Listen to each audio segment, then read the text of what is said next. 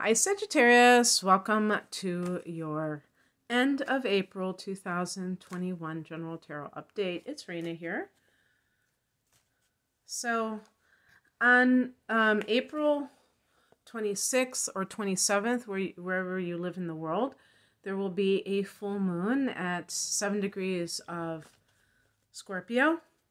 So this can fall in either your 12th house, or for most of you, it's probably going to be the 11th house. And this can be very good. I'm thinking of myself. I think it's going to fall in my 11th house. I'm talking about the solar chart. If you're listening for your sun or watching for your sun in Sag, this is going to be your solar chart, unless you have Sag rising as well. And so one thing that is not mentioned all that often is that the 11th house can be technology, including the internet, especially the internet. So what a great time for a technology detox. You know, kind of rebooting or resetting your relationship with the technology in your life. And it's not just internet as a whole, but also, you know, your phone. Do you just have your eyes glued to the phone all the time? Or even if you don't do it all the time, you know, maybe you just still feel like it's excessive, and that there are other things that you can and should be doing. But it is the house of relationships that are more on just the friendship level, like with groups, you know, like kind of rather than one-on-one relationships, more like social circles. And these can come up for review. You might be feeling that you're not connecting with people. This is a very big time for that. Not connecting with people that you used to feel that you had so much in common with. There's a lot of lines being drawn in the sand. A lot of divisiveness on multiple fronts, not just one, but it's something that if you can look at it without trying to make it into something wrong, you might find that it's something that was a long time coming. So something could come to a head with it in any case. For the rest of you, this is in the 12th house. This is a very intense situation, but a good one. I mean, this could be really good for breaking bad habits, self-defeating patterns, and being able to see them very clearly and not be, you know, blinded to your own faults or what have you. You might have a prophetic dream or two during this time, so just to put it out there.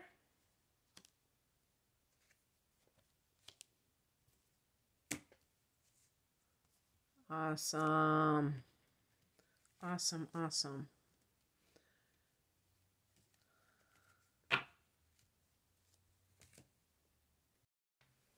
The heart of the matter is the King of Swords. This is a card that can be very important for people who are awaiting a legal decision. This can be like waiting for the judge to render a verdict. The professions that are involved with this can involve lawyers and, well, I don't know if they said lawyers, but certainly they even said the military people. But this can even be your own father. If this is your partner, you may feel a sense of this person using logic to justify their behavior rather than tune into their emotions or tune into your emotions. So even though, like, you know, the swords represent the air element, Sag, and we're talking about Gemini, Libra, Aquarius, and even though those signs are supposed to be compatible with Sag, there can still be a difference between air signs and fire signs.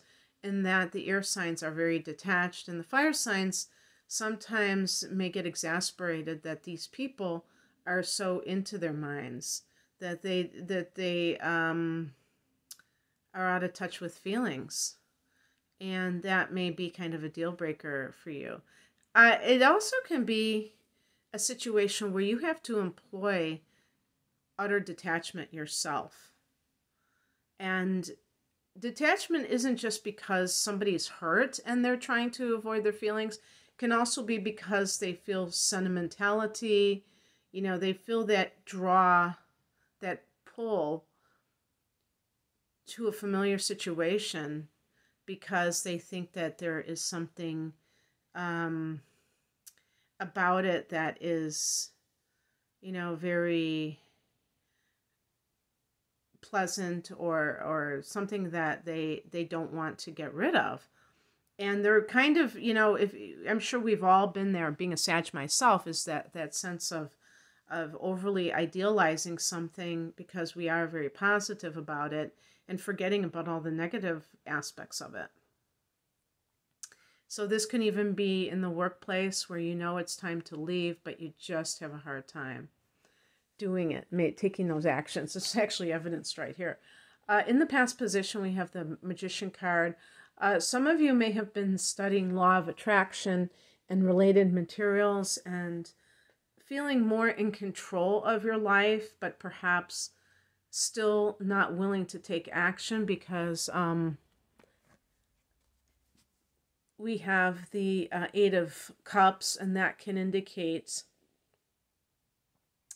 leaving what no longer serves you, but you may not be doing that. You may be having a hard time letting go, even if you know it's the right thing to do.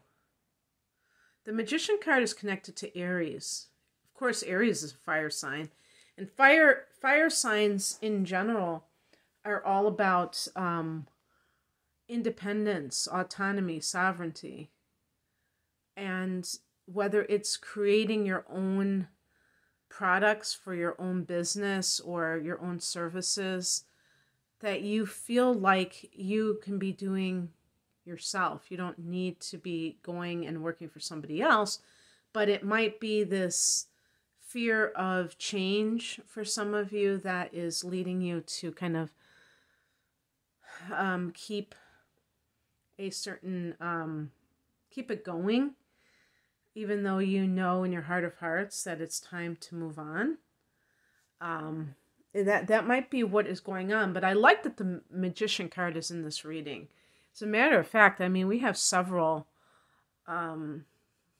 major arcana cards here, so that can be that this is the turning point for Sag to really step up to the plate. I know in my own life, and I'm starting to think it might be astrological, that Pisces is almost an exact square with my sun, and I've just been feeling groggy and just out to lunch all week. So I don't know about you. The higher message is the Hermit card.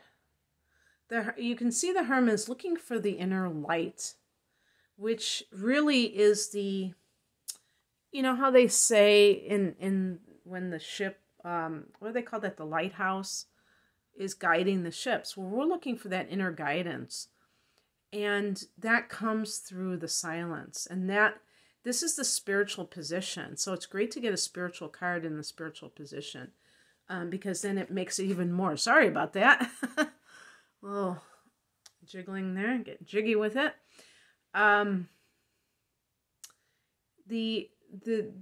It's really enhanced to have it in this position, and the whole point is that even when you're making supposedly mundane choices about worldly matters, we still look within for that. We see that we try to feel resonance with it, and the more important the decision is, the more that this becomes a thing to do. Of course, we can always overdo anything. We can overthink anything. We can ruminate or navel gaze over anything. We have to eventually take action, don't we? But it always feels better to take action when you feel confident about what it is that you're doing. And you don't feel like you're just kind of like gambling.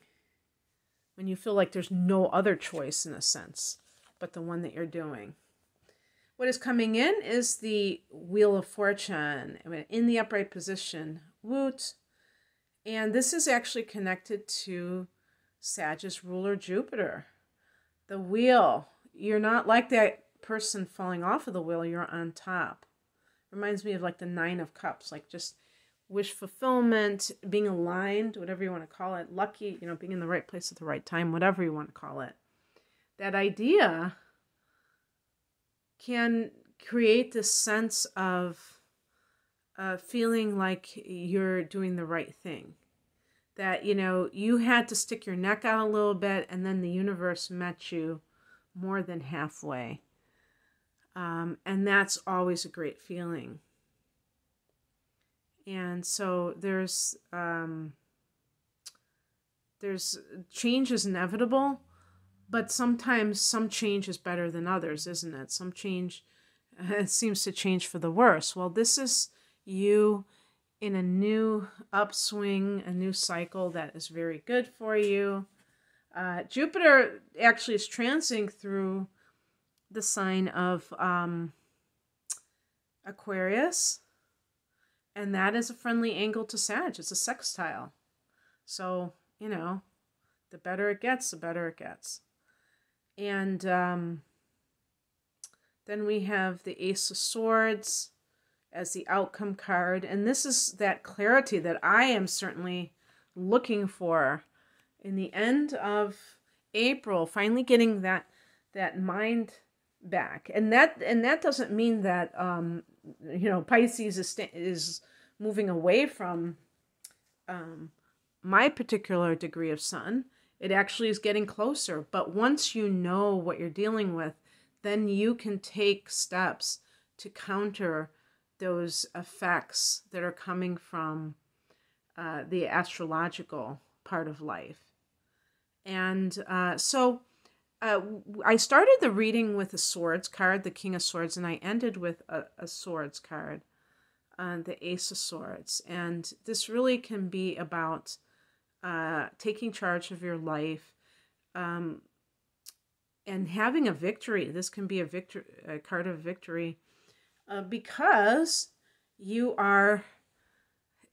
able to see things as they really are. Very, very important not to be having your head in the clouds when you're trying to manifest things like the magician wants to do.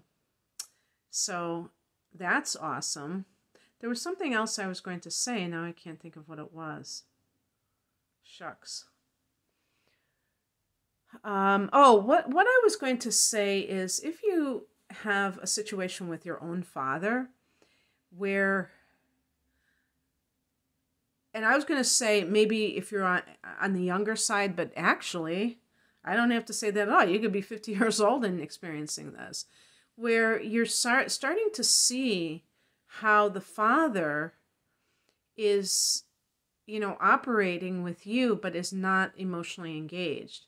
And so sometimes people like this, they can blurt out things that are very hurtful and they don't really feel bad about it because they might say something, well, it's true. What else do you want me to say? And, you kind of like draw back and are kind of like, wow, I was hoping for a little bit more sensitivity here. And then you see exactly how they operate. And you're, and also this can be a partner. Whenever I see the king or the queen, I think of narcissists, even the upright position. And some narcissists, I just coined a phrase called benign narcissists in my head just now. Because, there's the term malignant narcissist. Maybe in the upright position, this is a benign narcissist, just very self-absorbed for whatever reason. Maybe they're workaholics or just they own a business, they're a professor or a lawyer, they have like a high-powered career and they just don't have time to care about other people because they're so absorbed in what they're doing. And you might be like, okay, well, I'm gonna start becoming more resourceful. And then all of a sudden they spring to action because they, were taking you for granted, or maybe it was a form of control, who knows, of being neglectful. And then all of a sudden they start to spring to action. And you can see the pattern play itself out, and you're like much more clear-headed about it. Perhaps they are able to talk their way out of things. I think the King of Swords in the upright or the reversed position can be the ultimate gaslighter, who can get inside your head. Even, they didn't say this, but I could even think of a psychiatrist, and I'm talking about as your spouse, for instance, or your father, I guess, who has all the right terms, and they can convince you that you're the problem, and they don't see that they're so out of touch with themselves that they don't see it. It's really a form of projection, but they play these elaborate mind games. So you might be onto them, and then you're not going to allow them to manipulate you. But you can't leave them for whatever reason. So that's something to think about.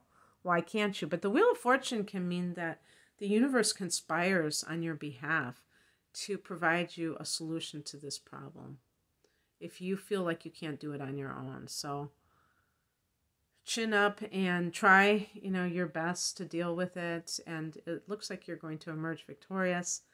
Thanks for watching, Sag. If you would like a natal chart interpretation or a tarot reading, whatever, you can check the link below. I'm offering double readings, which the deep dive is a double chart reading. And I realize now, having done the typical one that I do, how much superior it is. And it's for a special price. So it's not just a double reading. It's, a discounted price, quite a discount. But, I'm almost thinking about not having those other ones, but I do want to provide one for a lower price point for those people who feel more comfortable with that one.